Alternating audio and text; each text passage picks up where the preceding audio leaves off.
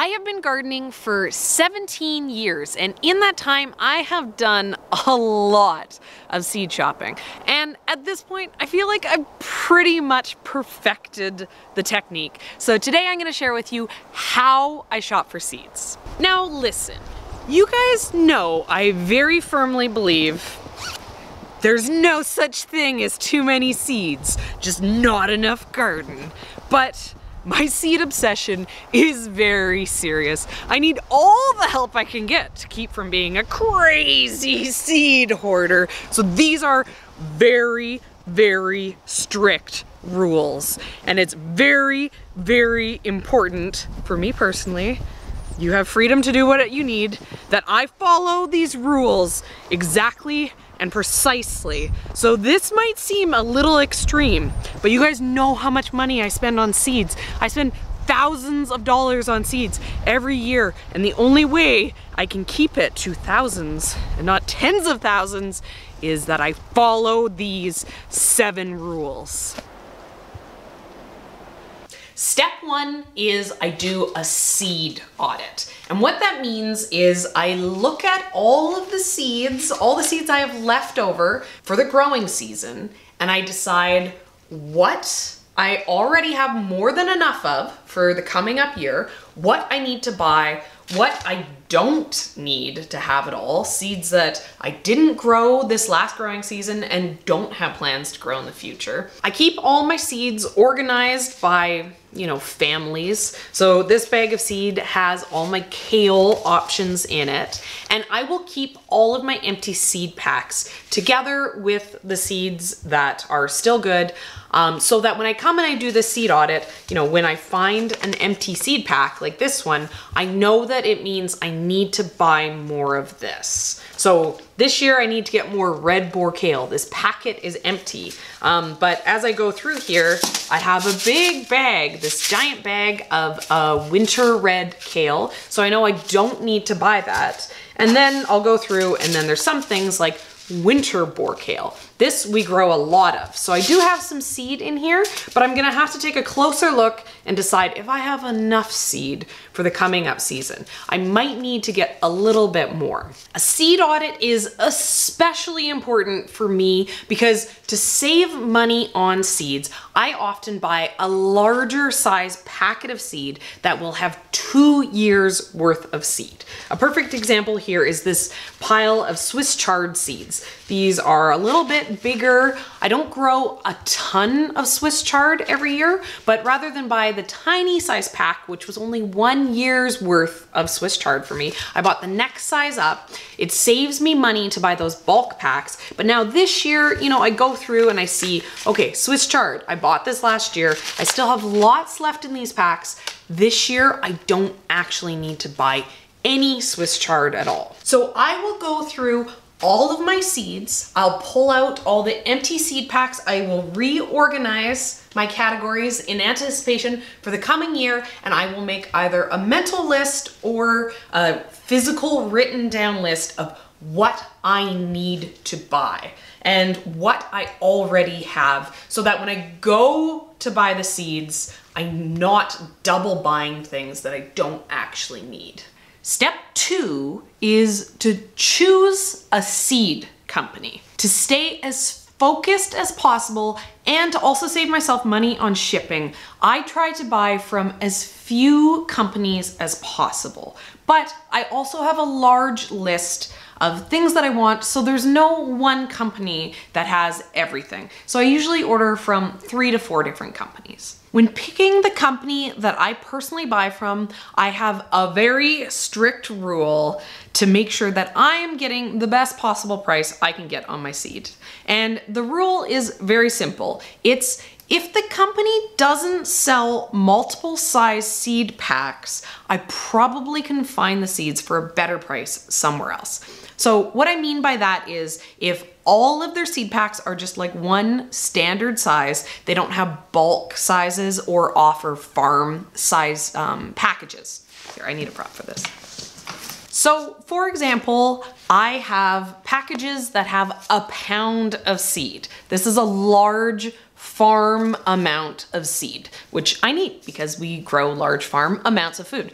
But there also are seed packs like this, which are, you know, kind of your home gardener, small amounts, something that has 100 seeds, the amount that a small gardener can use in a year or two. If the company doesn't carry both sizes, it's not a company for me.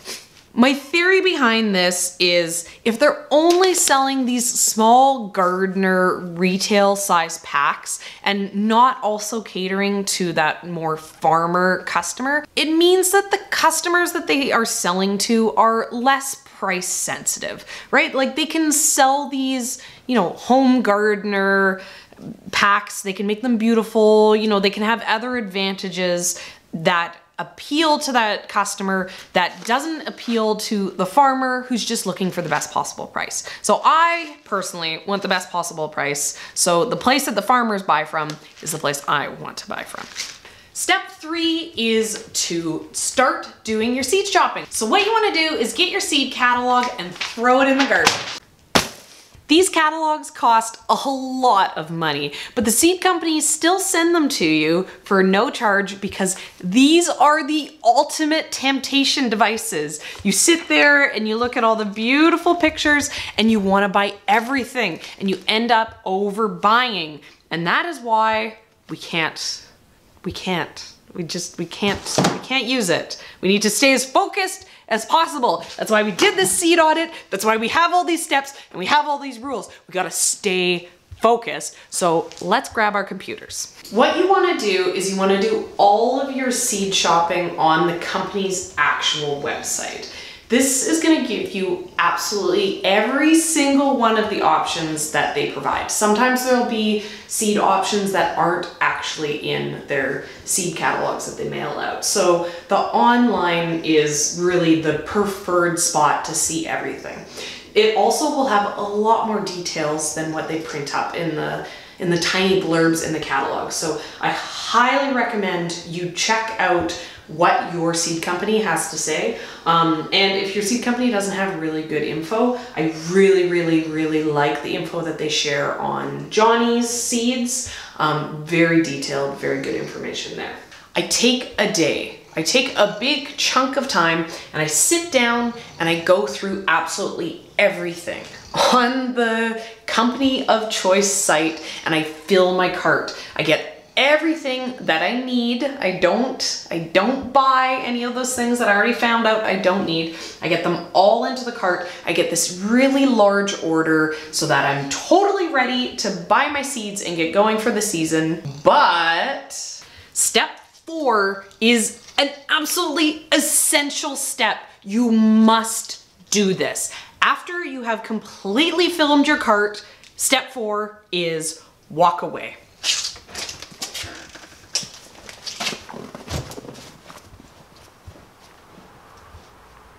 This step is so important because all those beautiful seeds you've been looking at, they are so tempting. They're so gorgeous. You want to buy everything. So you need to walk away. You need to just give yourself some time. And I recommend walking away and not thinking about it, not looking at it for a couple days.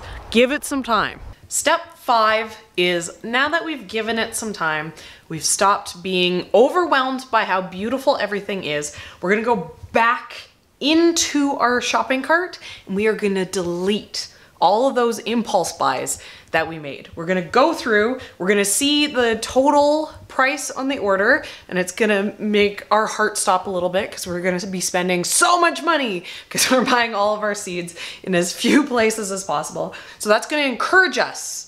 Delete all those things we don't actually need, and then we're gonna give it a once over only in the cart. Don't go back looking for more impulse buys. And we're gonna see, is there anything that I forgot? There's always something. You know, you're like, you get all obsessed with the flowers and you forget you need to buy some carrots this year. So give it a one through, make sure you have everything you want, and then finalize that shopping cart, finalize that order, buy your seeds. As I said earlier, I buy from about 3 or 4 different companies so I can get everything that I need. So at this point, what I'm gonna do is I'm gonna repeat those processes again for every single one of the companies that I'm shopping with. Step 6 is to stop shopping.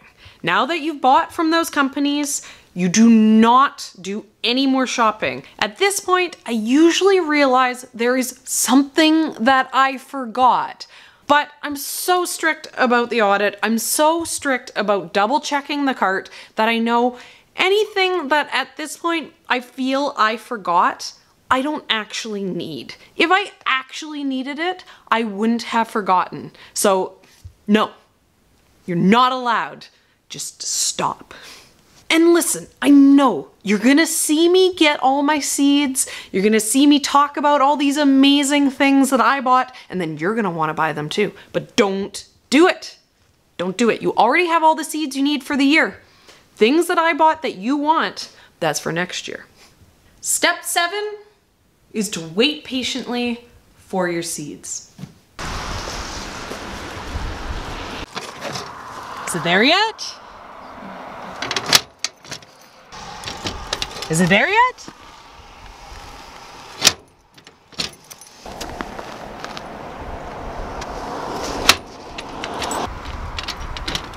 Is it there yet? Nope.